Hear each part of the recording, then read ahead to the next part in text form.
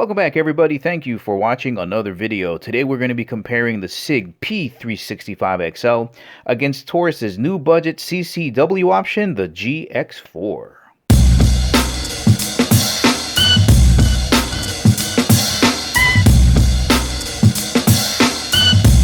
Now, to start off with, these are on the exact opposite ends of the pricing spectrum. The P365 with the Romeo Zero runs about $750, and you're going to be able to find the new Gx4 for just about $350. So the question is it worth that big of a price difference to go with the Sig over the Taurus?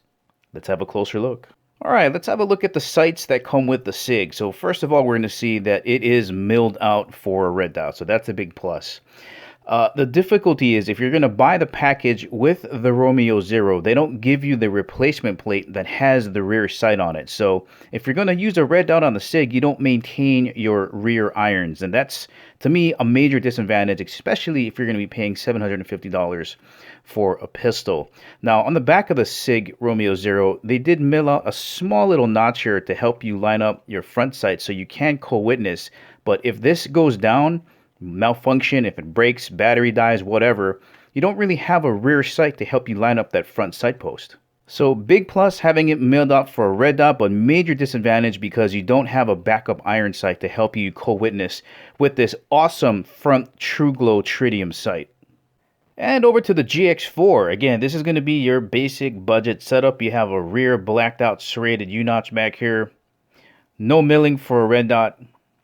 Up front, just a simple white dot. Now, the good thing about this setup, though, is that they are Glock sight compatible. So there is a ton of other sights that you can replace these with. All right, let's get these back to back. And we already know that the 365XL is going to be a little bit longer. That's why it's called the XL.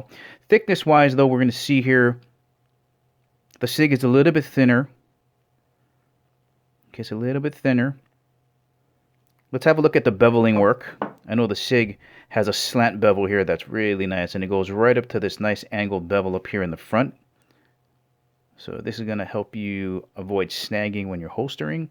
The Taurus has the same thing, except it's a little bit more rounded off. So here's that slant bevel here, but it's more rounded. It's not as sharp. The beveling is more rounded.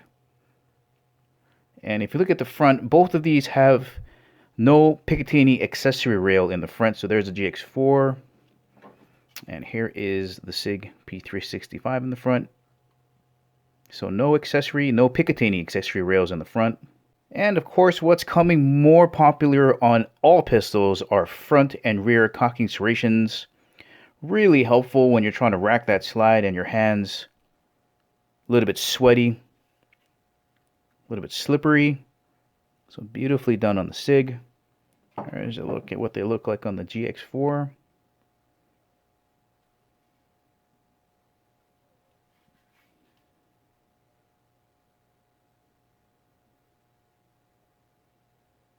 All right. So again, front and rear cocking serrations. Both of these pistols have very elongated and large trigger guards. I appreciate that because, again, if you have gloves on and you have a small trigger guard, you won't be able to sneak your finger in there. It's just be not enough space in there. So I like the fact that it's a nice elongated trigger guard. Here's a look at the Taurus. Again, very elongated trigger guard. Really thick too here on the Taurus. I think the Sig might be a little bit thinner. A little bit thinner on the Sig. A very robust trigger guard there on the Gx4. One of the main reasons I love the 365XL is the grip on this thing. It's nice, beautiful palm swell. It's not too aggressive. The texturing also not crazy aggressive. There's the front strap. Have a look at the back strap so we can see the thickness back here. So again, not overly thick, not overly aggressive texture. I love this palm swell. Look how far it goes into the grip, and there is a legitimate beaver tail on here. Look how deep this goes into the web of my hand. It's very easy to get maximum control to really handle the muzzle rise on the 365XL. I love how that feels. Also, a very big upsweep under this trigger guard will allow your middle finger to move all the way up on the grip, so your whole hand can fit on that. I know everybody's hands are a little bit different, but look at that. I got all my fingers on there. Maximum control. Love the grip on the P365XL. I also love the grip on the Gx4 as well. The texture Again, not too aggressive, but still gritty enough so that if your hands sweat, you're not going to be sliding all over the place. It's perfect, right in that Goldilocks zone, just like the Sig. Big palm swell here. The grip is thicker this way and this way versus the Sig. We're going to have a look at that in just a second. This palm swell can change as well. They give you another back strap if you wanted to punch it out and change it. But I love the way, because of this palm swell, it goes deep into the grip. I just wish it had a beaver tail in there, but you still get a pretty decent grip on it in the web of your hand. And when shooting it, I feel like I can get maximum control on there to control that muzzle rise. The only thing is, even with this upsweep here under the trigger guard, this undercut, I still can't get all of my fingers on the grip itself with the 11 round magazine. The 13 rounder, no problem, but you can kind of see how it's hanging off there. So if you have larger hands, I don't know, maybe you want to carry that 13 rounder around. All right, let's get these back to back again. Pay attention to how thick it is this way, how big this palm swell is, and how thick the grip is that way versus the Sig. Okay, there we go. Just see how big, so much thicker, bigger palm swell. Gonna turn it around this way so we can see the difference in the thickness this way. You can see that the Taurus grip definitely is a little bit chunkier. One other small thing about the grips I thought I'd point out is you can see it here that you have a flared out magwell. So it's going to be a little bit easier to guide your magazines into the Sig versus the Taurus that does not have a flared magwell. Alright, let's have a look at the controls on the Sig. We can see here, very clean design. There's no manual thumb safety back here, but a very clean design. That is your slide catch release here. That's your takedown lever. And that's all that's in there. Very tight to the frame. Oh, look at that. Beautifully done. Very clean. So if you like clean lines, check out the Gx4.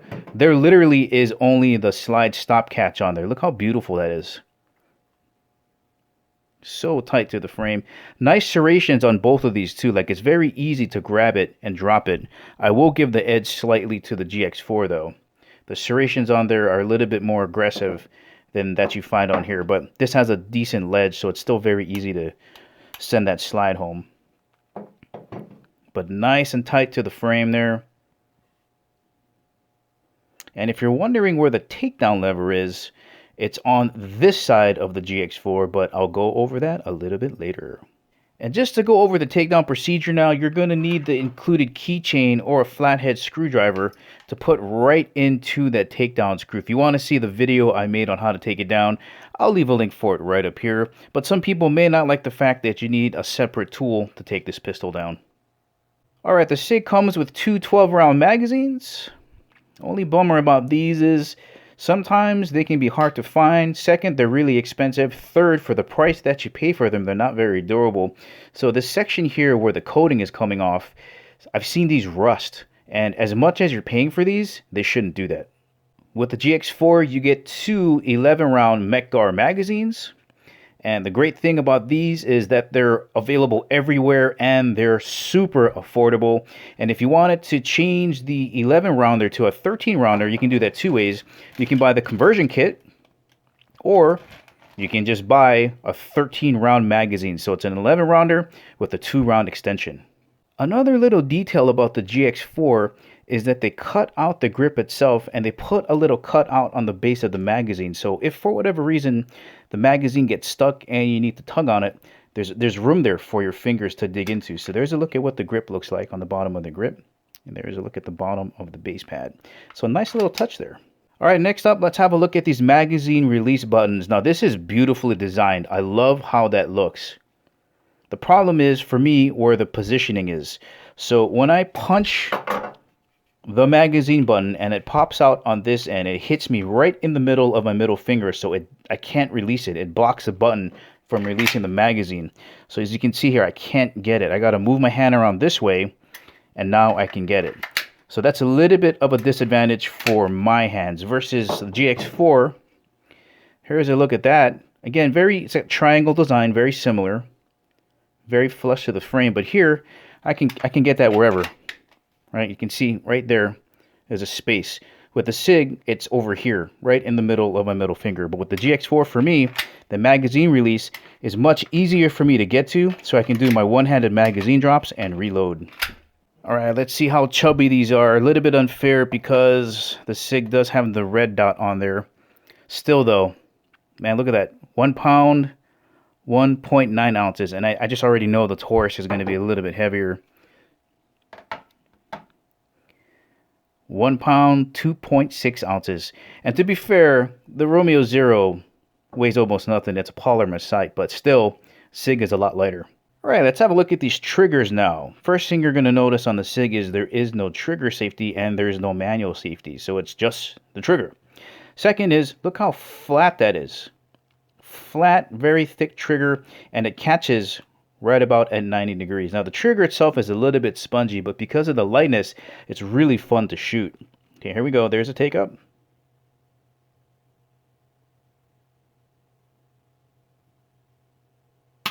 All right. This is going to have a very strong reset. It's going to kick my finger out there. Okay. Back on that. Saw how spongy and muted that was. We'll do one more. Okay, take up.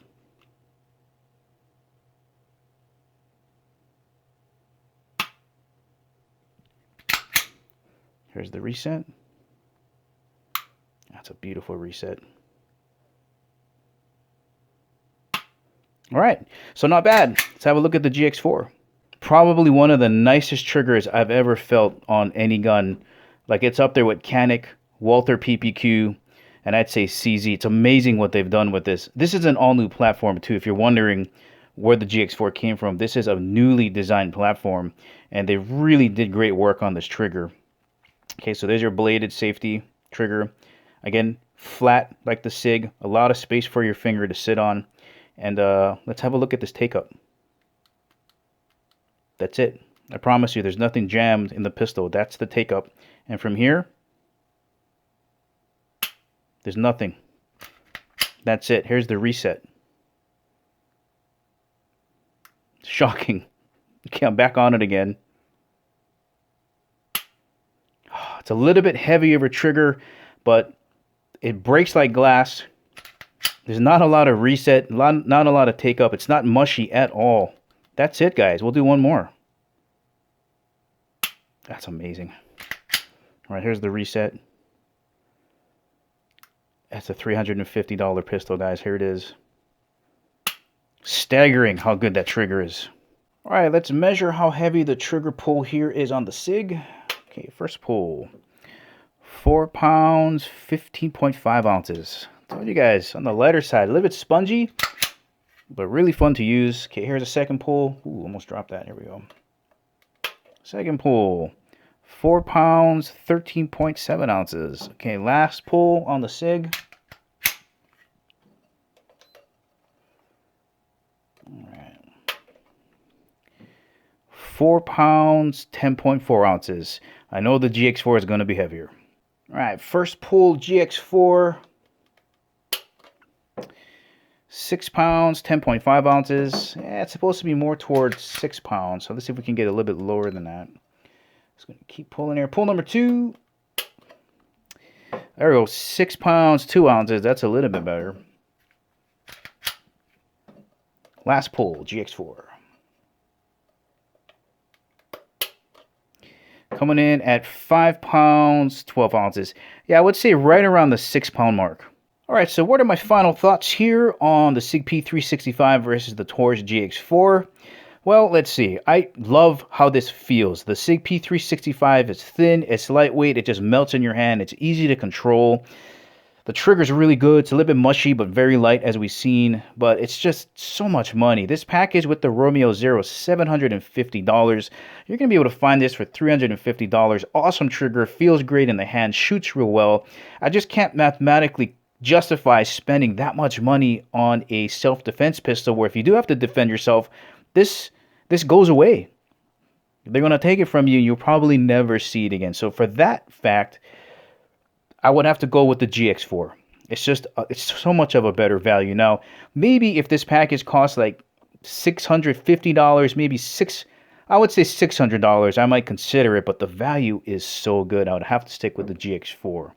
So I guess the next question is, what if there was something that was around the same price with no dot, like the Shield?